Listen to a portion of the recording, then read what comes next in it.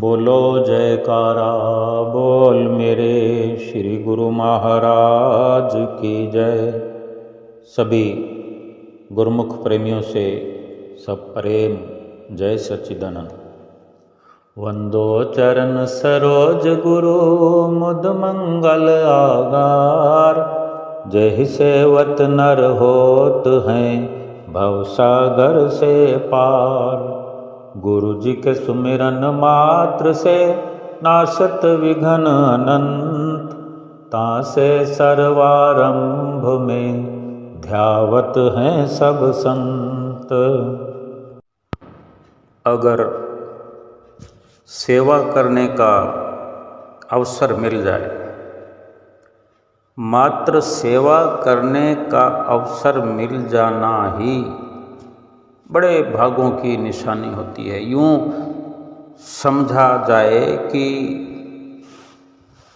बड़े हमारे उत्तम भाग हैं जो ये सेवा का एक बेहतरीन बेशकीमती उपहार मिल गया है, तोहफा मिल गया है। सेवा किसी भागों वालों को मिलती है। हमें सेवा करने का मौका और काबिलियत सतगुरु की दया से, मेहर से ही प्राप्त होती है। बेशक सेवा किसी की भी की जा सकती है, किसी की मदद करना भी सेवा होता है, सेवा होती है। मदद भी किसी भी प्रकार की हो, तन से हो, मन से हो, धन से हो। लेकिन ये आध्यात्मिक स्तर की ये बात है। भक्ति के मार्ग पर चलने वालों के लिए, गुरुमुख प्रेमियों के लिए, संतों के सत्संग में आने जाने वालों के लिए ये विचार है, ये सोच है कि सतगुरु हमें काबिल समझ करके, दया करके सेवा की बख्शिश करते हैं। तो हमारा भी ये फर्ज बनता है कि सतगुरु को हाजिर नाजिर मान कर सेवा करें। सतगुरु ने सेवा के अनेक भंडार खोल दिए। जगह जगह पर हमारे घर के आसपास, हमारे शहर में, हमारे गांव में आश्रम बना दिए, कुटिया बना दी है। वहाँ पहुंचकर भी सेवा का हम लाभ उठा सकते हैं। श्री दरबार में पहुंचकर भी सेवा का लाभ उठा सकते हैं। जहाँ भी संभव हो सेवा का अवसर मिलता हो, अगर कुटिया पर भी हमें सेवा का अवसर मिलता है तो सतगुरु को हाजिर नाजिर जानकर समझ करके सेवा करके अपने आप को सौभाग्यशाली समझे। श्री परमहंसों के स्वरूप में भी उन्हीं को हाजिर नाजिर जानकर उनकी छत्र छाया में सेवा का लाभ उठाए। और यही सेवा हमारे अंदरूनी, हमारे अंदर से जो हम अहंकार भरा हुआ है, उस अहंकार को मिटाती है, मिटाने वाली है। और सेवा करते रहने से ही हम अपने आप को समझने लगते हैं। हम अपने आप को ठीक प्रकार से इंसान के रूप में देख पाते हैं। बाहरी समझ ही सही, क्योंकि कुछ और हम बने, कुछ और समझें अपने आप को, लेकिन सबसे पहले हम अपने आप को इंसान तो समझ लें। हम अपने आप को आदमी समझने लगें कि हम इंसान हैं, मनुष्य योनि में हैं, क्योंकि समझ की शुरुआत तो यहीं से होती है। जब ये समझ पाएंगे कि हम इंसान हैं, इंसानी जामा लेकर के हम आए हैं, मनुष्य शरीर लेकर के आए हैं, तब ये भी फिर धीरे धीरे हम समझने लगेंगे कि अगर मनुष्य शरीर मिला है तो इसका मकसद क्या है, लक्ष्य क्या है। और इस प्रकार फिर ये शुरुआत हुई तो फिर समझने का सिलसिला जारी रहता है। और फिर कभी आगे चलकर मनुष्य से भी ऊपर उठ करके, शरीर से ऊपर उठ करके अपने आप को जीवात्मा समझने का भी लाभ प्राप्त कर लेते हैं। जो सेवा प्रेम पूर्वक की जाए, श्रद्धा से की जाए, वही पूर्ण तौर से सफल होती है।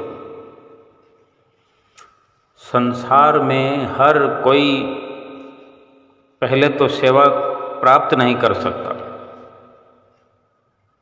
चाह कर भी उन्हें अवसर नहीं मिलता सेवा का।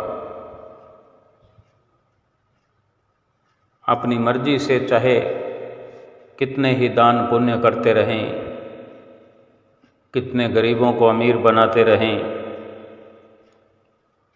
लेकिन जो सतगुरु की रहनुमाई में, सतगुरु की दया से, मेहर से, उनके आशीर्वाद से, उनके चरणों की सेवा का मिल जाना है, यही सबसे बड़ी भागों की बात है।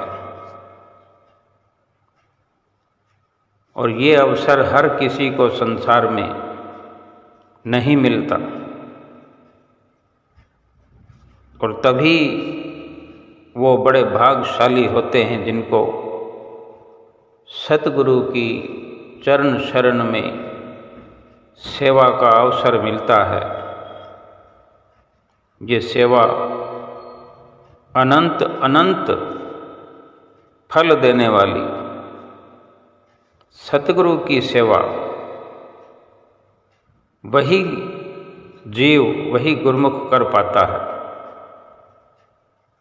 जिसके बड़े भाग होते हैं और जिस पर सतगुरु की दया होती है। और ये सतगुरु से प्राप्त सेवा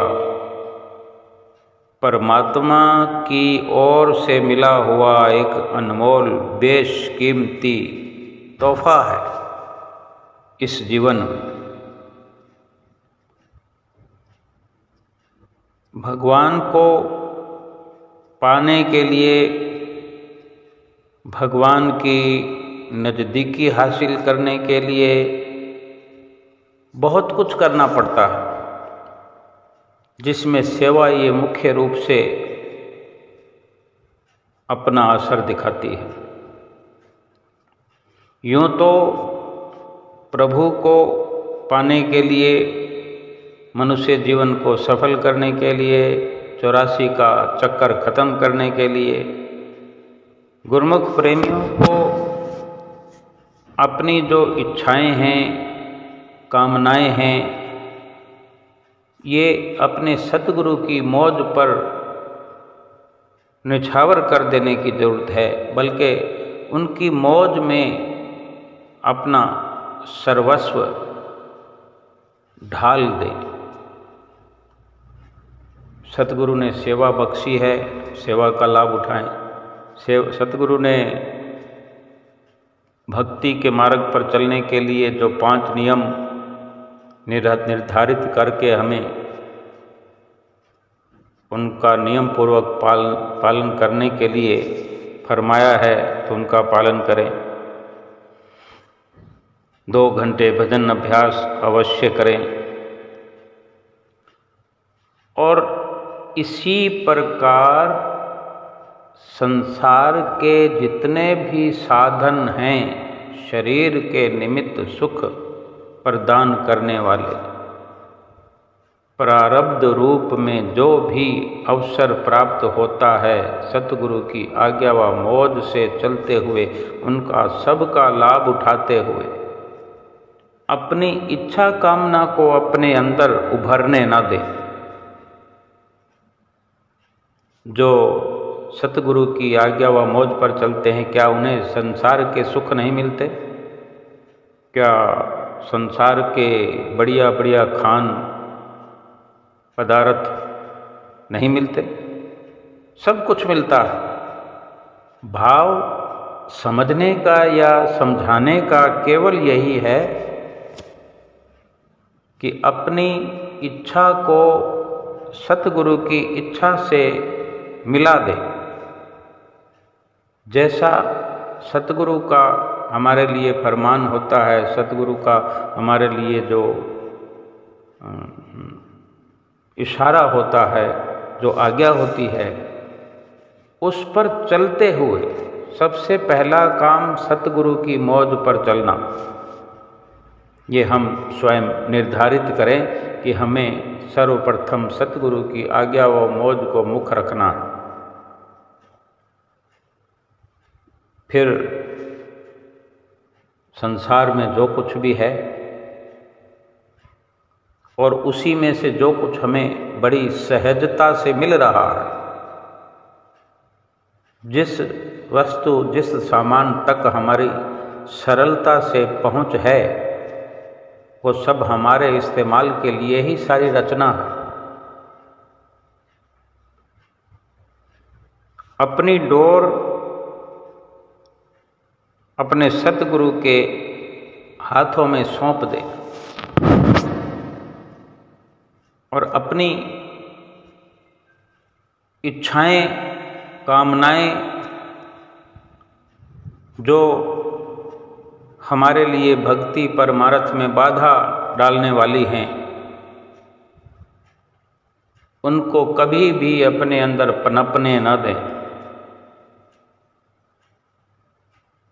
और यही वास्तव में गुरुमुख के लक्षण हैं। और गुरुमुख या शिष्य के साथ सतगुरु का निष्काम प्रेम फिर दिन दूना बढ़ता जाता है। गुरुमुख प्रेमी अगर सतगुरु के साथ इस प्रकार से अपनी इच्छाओं को, अपनी मर्जी को सतगुरु की मौज में ढाल देता है, तो सतगुरु का सच्चा प्रेम, निष्काम प्रेम गुरुमुख प्रेमी को प्राप्त होता है और पहले से और अधिक 2 गुना, 4 गुना, कई गुना, 100 गुना बढ़ता ही जाता है। और शरीर के साथ भी नहीं, बल्कि शरीर के छूट जाने के बाद भी मोक्ष धाम तक अपने साथ मिलाने तक ये प्रेम सतगुरु का इस जीव के, जीवात्मा के संग साथ जाता है। सदा जीवन में और जीवन के बाद भी रक्षा करता है। प्राकृतिक नियम अनुसार कुदरती तौर पर कोई अपने प्यारे पुत्र को कष्ट में नहीं रखना चाहता। खुद कष्ट झेलता है पिता और पुत्र को, अपने बच्चे को आराम देता है। इसी नियम में बंध के सतगुरु भी स्वयं दुख अपने तन पर झेलते हैं, सहन करते हैं और अपने शिष्य को परम सुख के धाम में पहुंचाते हैं, अपने साथ मिलाते हैं। ऐसा ज्ञान होने पर ही भक्त निर्भय हो पाता है, अपने को उनके आश्रित कर पाता है, उनकी मौज पर अपने आप को छोड़ सकता है। ये ऐसा भरोसा ही भव पार होने की एक चाबी है, परलोक में पहुंचने की सीढ़ी है। कोई कोई विरला भाग्यशाली ही ईश्वर व सतगुरु की दया से इस स्थिति में पहुंचते हैं, वरना अधिकतर तो 84 लाख योनियों में ही भटकते रहते हैं।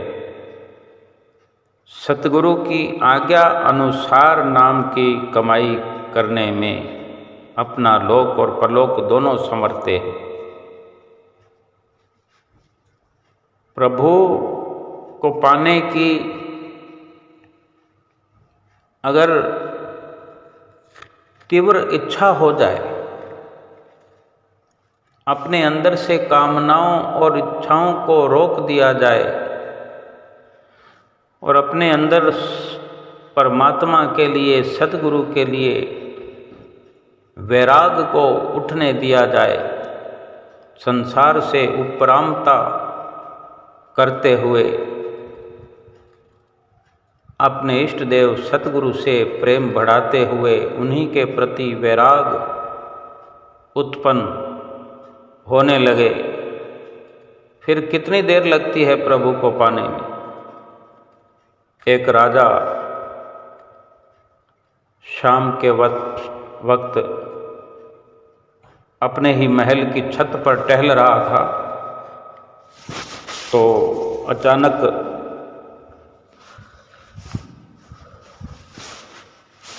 अपने महल की छत से क्या देखता है, उसकी नज़र नीचे बाहर महल से बाहर सड़क की तरफ जहाँ बाजार था, बाजार में नज़र पड़ती है तो क्या देखता है कि उसी बाजार में घूमते हुए एक संत को देखता है। संत पर नज़र पड़ती है राजा की, और फिर संत तो संत ही होते, चाहे वो बाजार में टहलते हों, किसी के घर में विराजमान हो, या अपनी कुटिया में, आश्रम में, मंदिर में, बस वे अपनी धुन में खोए रहते हैं। संतों की पहचान तो इसी प्रकार की होती है कि वो अपनी मस्ती में खोए रहते हैं। तो राजा ने यही महसूस किया कि वो संत बाजार में इस प्रकार आनंद में भरे हुए चल रहे हैं, मस्ती में, जैसे वहाँ उनके अलावा कोई और है ही नहीं। ये राजा ने महसूस किया कि वो संत ऐसे जा रहे हैं सड़क पे कि जैसे पूरी बाजार में, पूरी भीड़ में वो अकेले ही हों, उन्हें किसी और अन्य की सुध भी नहीं है कि क्या कोई और मेरे पीछे, मेरे इधर उधर आजू बाजू कोई चल भी रहा है, नहीं, बल अपने मस्ती में चल रहे हैं। ऐसा राजा को महसूस हुआ तो बड़े हैरान हुए, बड़े प्रभावित हुए कि ऐसा प्रतीत होता है कि इन संत जी के तेज से, इनके चेहरे के तेज से लगता है कि ना किसी के प्रति कोई राग है, ना कोई द्वेष है, ना कुछ अच्छा ना बुरा। राजा को संतों की ये मस्ती इतनी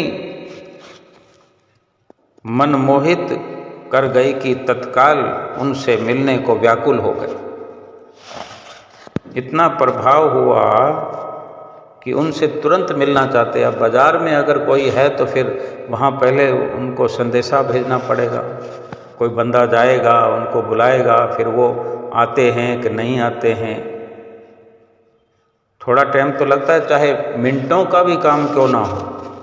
लेकिन राजा को इतनी मस्ती उनकी देख करके अपने भीतर ऐसी व्याकुलता हुई कि उन्होंने सेवकों से कहा कि इन्हें तत्काल लेकर के आओ। तो सेवकों को जो राजा के इशारों की समझ हो चली थी, तो वो जो संत जी थे, चलते चलते कुछ महल के नज़दीक आ गए। तो भी उनको बुला कर लाते तो कुछ मिनट लग जाते, लेकिन राजा के सेवकों ने जो इशारा समझा तो उन्होंने तत्काल का यही मतलब समझा कि सेवकों को फिर कुछ नहीं सूझा, तो उन्होंने महल के ऊपर से एक रस्सा लटका दिया और ऐसा घेरा बनाकर ऊपर से संतों को उसमें फंसा दिया और ऊपर खींच लिया। देखते ही देखते संत जी राजा के सामने थे। राजा ने सेवकों द्वारा इस प्रकार लाए जाने के लिए संत जी से क्षमा मांगी,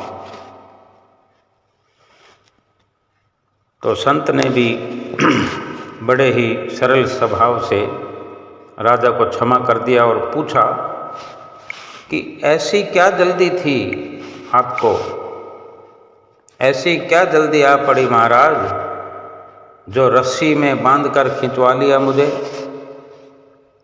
राजा ने कहा, एक सवाल का उत्तर पाने के लिए मैं अचानक ऐसा बेचैन हो गया कि कोई सुध बुध नहीं रही और मैंने आनन फानन में अपने कर्मचारियों को आदेश दिया और उन्होंने इस प्रकार से आपको ऊपर रस्से में खींच लिया, मैं क्षमा चाहता हूँ। तब संतों ने कहा, संत मुस्कुराए,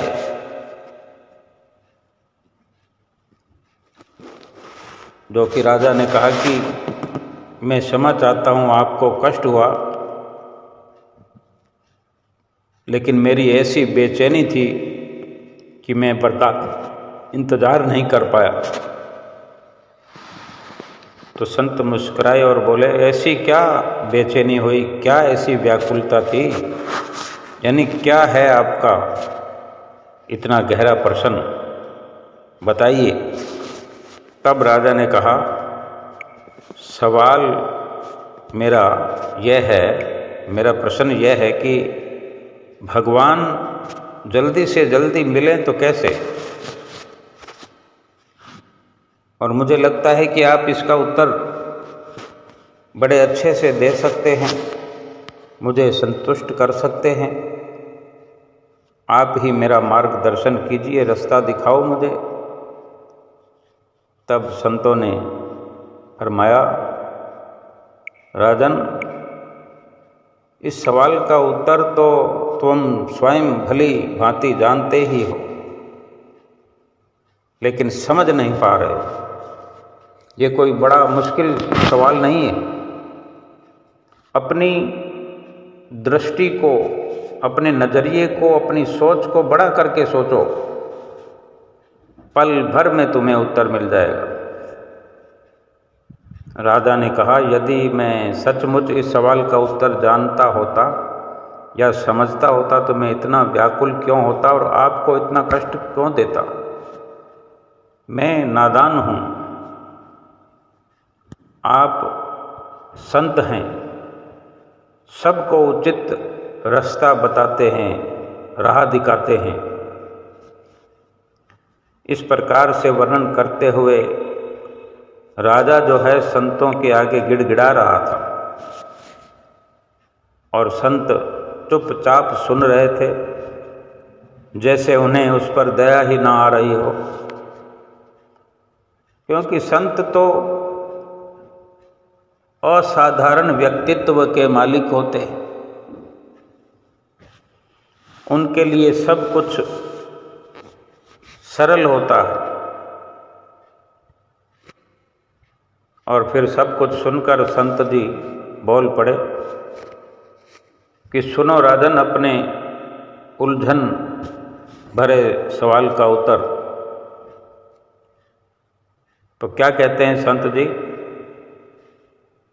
राजा से कि यदि मेरे मन में तुमसे मिलने का विचार आता तो कई अड़चनें आती, संत जी कह रहे हैं राजा से कि अगर मैं आपसे मिलना चाहता राजन, तो मुझे बड़ी अड़चनें आती तुमसे मिलने में। मैं पहले तुम्हारे दरबार के बाहर, तुम्हारे द्वार पर, महल के द्वार पर आके खड़ा होता, वहाँ पर खड़े हुए दरबारी से मैं बात करता, फिर वो दरबारी ये संदेश लेकर किसी भी प्रकार वो आप तक पहुंचाता संदेश, दूसरे द्वारपालों की मदद से, या वो स्वयं आप तक पहुंचता, आपको सूचित करता। तुम तक संदेश जब पहुंचता तो फिर यदि तुम्हें ठीक लगता, तुम्हें फुर्सत होती, तो फिर मुझ तक संदेश वापस पहुंचता कि हाँ तुम मिल सकते हो, और या फिर तुम्हें फुर्सत ना होती या तुम मिलना ना चाहते, तो फिर ये ज़रूरी नहीं था कि मैं आपसे मिल पाता। ये था मेरा आपसे मिलना जो इतनी अड़चनों से भरा होता। परंतु जब तुम्हारे मन में मुझसे मिलने का विचार इतना प्रबल रूप से आ गया, तो अब तुम खुद सोचो कितनी देर लगी मिलने में, तुम कितनी देर में मुझसे मिल पाए।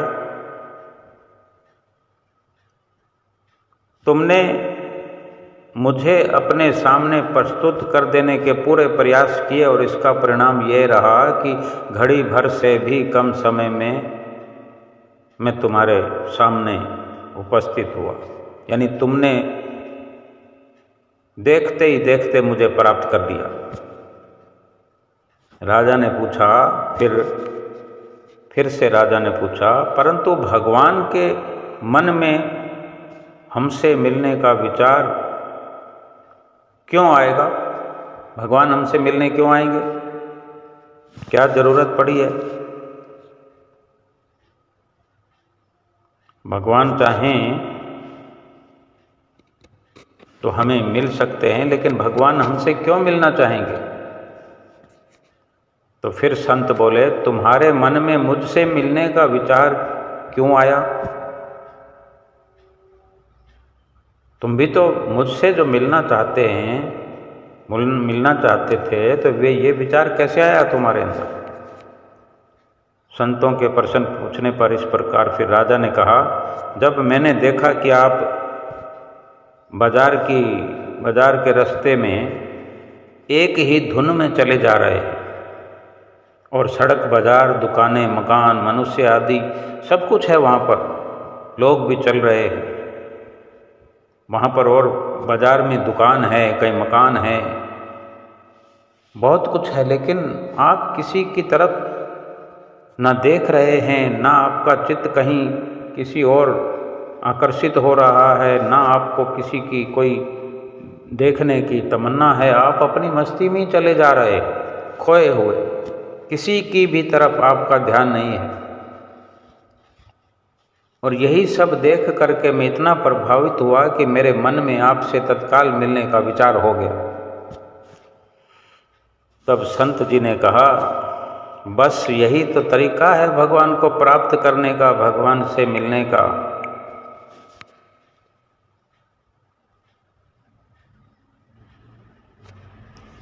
कि ऐसे ही तुम एक ही धुन में भगवान की तरफ लग जाओ, किसी की तरफ तुम्हारा ध्यान ना जाए, किसी की तरफ तुम्हारा चित्त ना भटकता हो, ना भीतर से, ना अंदर से, ना बाहर से। ऐसे धुन में भगवान की लग जाओ कि भगवान के बिना तुम रह ही ना सको। जब इस प्रकार तुम्हें धुन में, अपनी मस्ती में, भगवान के ध्यान में खोया हुआ देखेंगे भगवान, तो भगवान के मन में भी तुमसे मिलने का विचार आ जाएगा। और वो फिर अपने आप जो भी साधन करें, भगवान तो समर्थ हैं। इतना भी समय नहीं लगेगा जितना तुमने मुझसे मिलने में लगाया, इससे भी कहीं कम से भी कम समय में भगवान खुद तुमसे आकर के मिलेंगे। तुम्हें कुछ जतन करने की जरूरत नहीं, फिर जो कुछ करेंगे स्वयं भगवान करेंगे। कितना सुंदर मार्ग दिखाते हैं संत महापुरुष। कभी सेवा का रास्ता सुझाते हैं, कहीं सत्संग का तरीका बताते हैं भगवान से मिलने का, कहीं ध्यान साधना में लीन करके भगवान से मिलने का रास्ता बताते हैं, भगवान से मिलने की सरलता समझाते हैं, भजन सुमरन करने का हर वक्त इशारा करते हैं। और सही मायने में देखा जाए तो बहुत ही सरल से सरल अगर कोई काम है इस दुनिया में हमारे जीवन का, तो भगवान से मिलने का काम सरल से सरल है। लेकिन हम समझ नहीं पाते, हम अपनी सामर्थ्य से जान नहीं पाते हैं कि भगवान से मिलें तो कैसे। लेकिन संतों महापुरुषों से जब मुलाकात हो जाती है, जब संतों से सामना हो जाता है, संतों का सानिध्य मिलता है, जब वे हमें मार्गदर्शन करते हैं, तो बड़ी सरलता से हमारा ऐसा मार्गदर्शन होता है, उस राह पर हम चल करके अपने जीवन को सफल कर लेते हैं। लेकिन बड़ी कुदरत की विडंबना कहें या इंसान की कमजोरियां कहें या इंसान की जन्म जन्मांतरों से मलिन जो विचारधारा है उसका हवाला कहें कि हमें तो निंदा चुगली से फुर्सत नहीं है, इधर उधर की बातों से फुर्सत नहीं है। यही सब हमें जीवन भर करते करते अंत समय आ जाता है। सभी के अंदर कमियां निकालते हैं। जो कुछ करने कराने वाला है स्वयं परमेश्वर है। हमें तो परमेश्वर की मौज पर चलने की जरूरत होती है, लेकिन हम अपनी मन की मौज पर चलते हैं और हम अपनी मन की मौज से हर किसी के अंदर कमियां निकालते हैं, अवगुण निकालते हैं। एक कोई संतों के पास एक व्यक्ति आया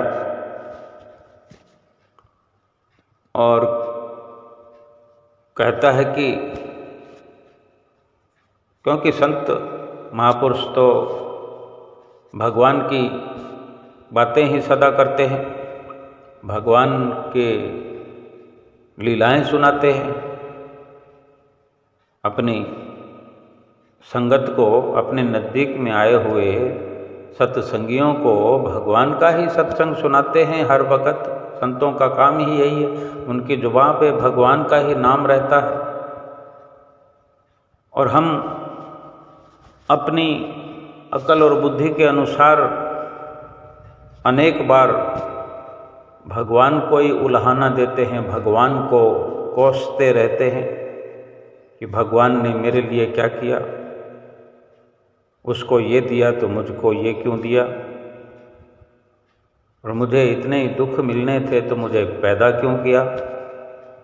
हम अपने कर्मों को नहीं देखते, अपने जो कर्म हम करके आए हैं ना उनको देखते हैं, और ना यहाँ जो गलतियाँ कर रहे हैं ना उनको देखते हैं, जो हम सब में कमियाँ निकालते हैं। तो व्यक्ति जो संतों के पास नया नया गया तो सत्संग के पश्चात संत जी से कहता, महाराज आपके भगवान में ही बहुत कमी है, आपके भगवान को तो अकल ही नहीं है, क्योंकि वो भगवान को अपना समझता ही नहीं। तभी तो कहता है संत जी से कि आपके भगवान को तो अकल ही नहीं है, नाराज है भगवान से। और मन हावी है जिस पर, वही ऐसी विचारधारा रखता है, वही ऐसा अपनी जुबान से उल्टा सीधा कह सकता है, और वो कह रहा। तो संत जी भी, संत कभी किसी की बात का बुरा नहीं मानते और तर्क वितर्क नहीं करते। हमने अक्सर देखा होगा कि अगर दो व्यक्ति कोई चर्चा शुरू करते हैं भगवान की, सत्संग की, तो हो सकता है कि दोनों के विचार मिलते हों, तब तो ठीक है, दोनों तरफ से सत्संग बढ़िया जमने लगेगा, भगवान की बातें परस्पर दोनों की तरफ से खूब अच्छे से चलेगी। अगर कहीं एक कोई निम्न स्तर के विचार रखता है या उस पर मन अधिक हावी है, तो फिर तर्क वितर्क शुरू हो जाता है, वाद विवाद हो जाता है, भीड़ लग जाती है। लेकिन संतों का या सत्संगियों का, गुरुमुखों का, प्रेमियों का यही एक संदेश होना चाहिए कि वो, और संतों का तो यही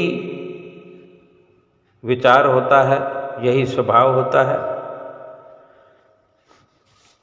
और यही संदेश होता है दूसरों के लिए कि सत्संग में, सत्संग की वार्ता में तर्क वितर्क न करें। जहाँ तक हो सके किसी को समझाने के लिए अगर कोई दायरे में रहकर समझना चाहे तो बस इतना ही प्रयास करें कि उग्र रूप धारण न हो जाए, नहीं तो हाथ जोड़ करके अपना रास्ता बदल सकते हैं, अपनी सत्संग वार्ता को विराम दे सकते हैं। क्योंकि किसी से जीतने की जरूरत नहीं, जीतने का मतलब सत्संग नहीं है।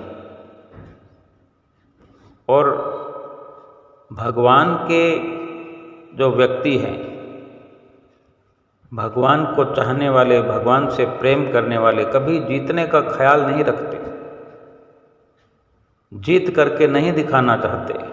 वर्णन भी है कि हरि के जन हारे भले, जीतने दे संसार, हारे हरिपुर जाएंगे और जीते जम के द्वार। कि भगवान के जो बंदे हैं वो तो हारे हुए ही अच्छे हैं। जिसको भगवान के द्वार जाना है, भगवान के घर जाना है, वो संसार से जीतने की इच्छा न रखे। जीतने के लिए तो पूरा संसार पड़ा है। ये संसार जीत की बाजी में ही तो लगा हुआ, जो बार बार दुखी हो रहा है, रोज का रोज दुखी हो रहा है, दिन में कई कई बार दुख परेशानियों का शिकार बनता रहता है। ये जीत के कारण है। अगर हार जाए, हारना आ जाए, हरि के जन हारे भले, तो हरि के द्वार पहुंच जाते हैं। हरि के द्वार हारा हुआ इंसान ही पहुंचता है। निर्बल जो अपने आप को मैं निर्बल अति दीन हूँ, तुम समर्थ बलवान, सब विधि मम रक्षा करो, दीन बंधु भगवान। अपने आप को कमज़ोर समझेंगे तभी तो भगवान समर्थ नजर आएंगे। अगर हम ही अपने आप को बलशाली समझेंगे तो फिर भगवान की ताकत का अंदाज़ा क्या होगा हमें। भगवान सर्वशक्तिमान हैं, ये कैसे समझ पाएंगे जब तक हम खुद शक्तिमान बने रहेंगे। जो खुद को खुदा समझता है वो खुदा को क्या पहचानेगा। इसलिए सबसे पहले ये जरूरी है कि अपने आप को इंसान समझना, और इंसान समझ के फिर ये निश्चित करना कि इंसान का जन्म लेकर के इस जीवन में इंसान का मकसद क्या है, लक्ष्य क्या है। और संतों महापुरुषों की शरण मिलती है तब तो सभी कुछ सीखना समझना आ जाता है, लेकिन तब तक तो कम से कम अपने आप को इंसान बनाएं, तर्क वितर्क से दूर रखें। अब वो व्यक्ति जो संतों के पास आकर के कहता है कि आपके भगवान को तो अकल ही नहीं, तो संत बड़े दयालु, वो कहते हाँ अकल तो थोड़ी ही है। वो कहता आपके भगवान को ज़्यादा अकल नहीं है। तो संत जी कहते हैं हाँ थोड़ी है, थोड़ी सी है। तो फिर उसको ये भी अच्छा नहीं लगता। संतों ने मान लिया तुरंत, तो ये बात भी, ये जवाब भी संतों का अच्छा नहीं लगता। वो सोचते हैं कि संत जी कहीं मुझे चिढ़ा रहे,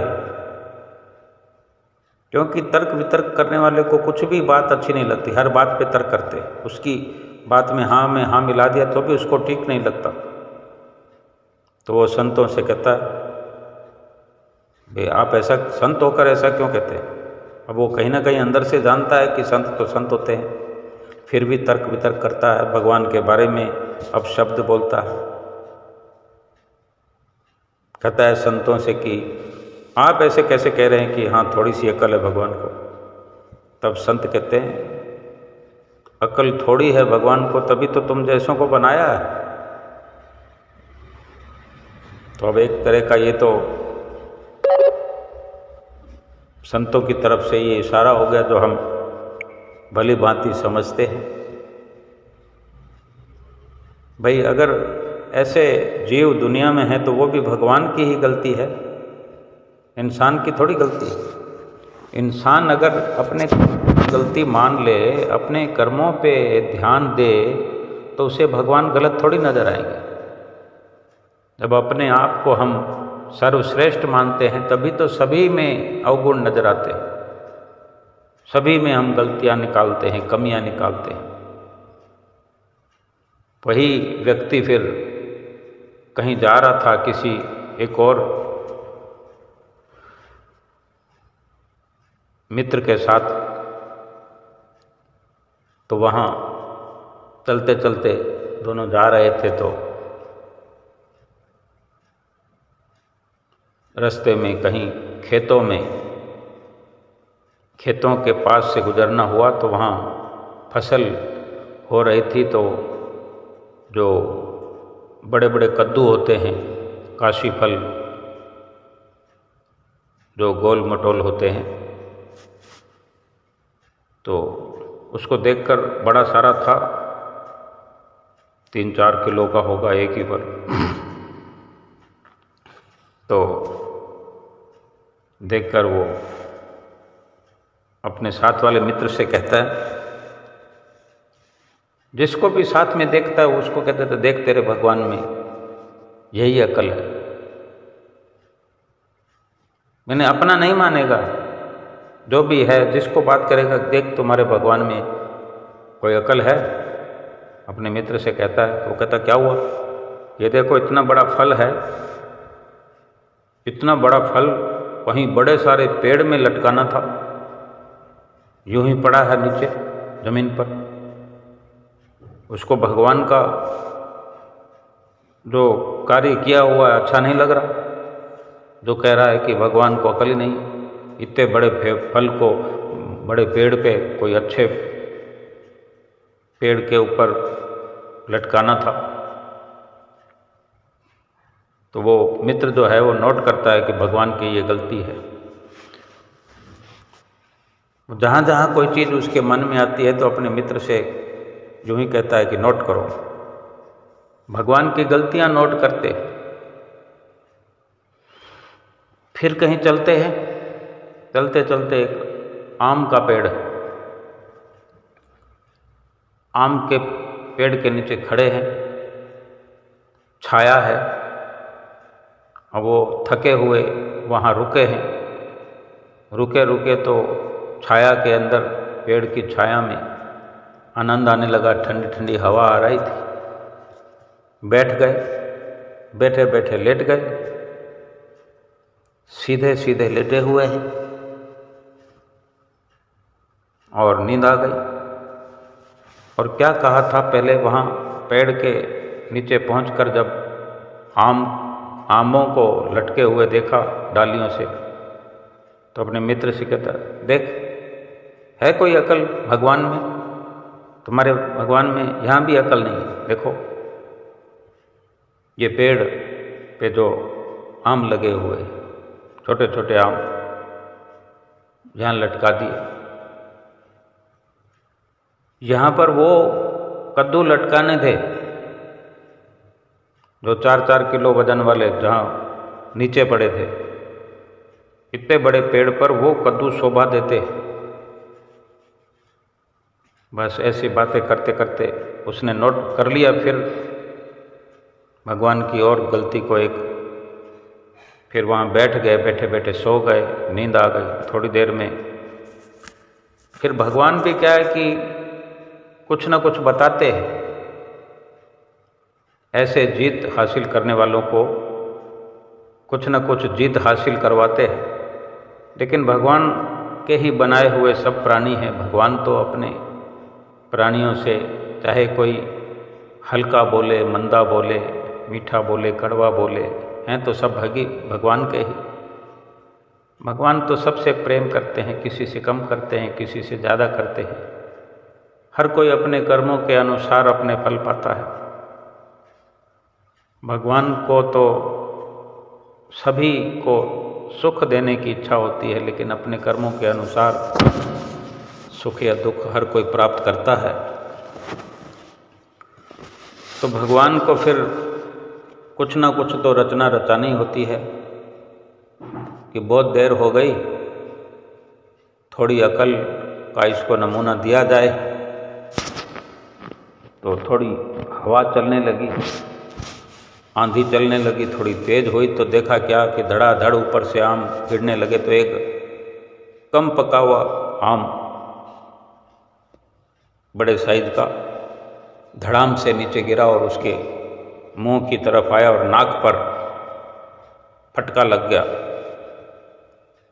आम का गिरना था और हाहाकार मचा दिया उसने कि कहीं नाजुक जगह पर चोट लग जाए तो आंखों में अंधेरा छा गया। चक्कर आने लगे उसे। चक्कर क्या आने लगे, पूरा होश आ गया, अकल आ गई।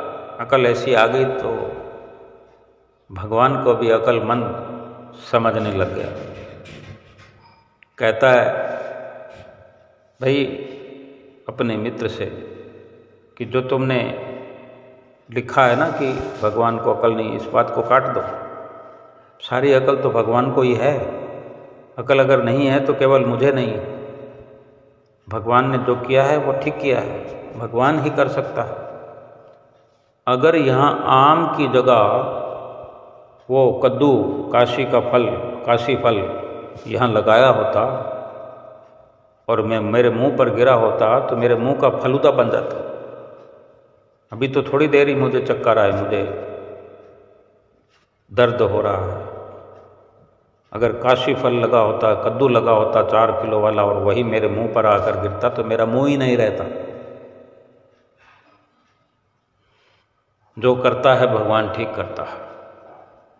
अब हमारे समझने का तो यही है कि इतनी देर में मुंह तुड़वा कर या टांग तुड़वा कर, हाथ तुड़वा कर, सिर फुड़वा कर क्यों समझ आती है हमें? जो सही है, जो हकीकत है, उसको समझकर क्यों नहीं चलते हम?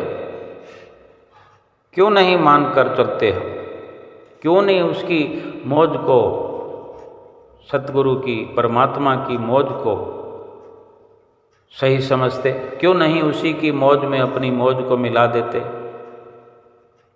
क्यों नहीं उसकी आज्ञा का पालन ठीक प्रकार से हम नहीं करते? करना चाहिए।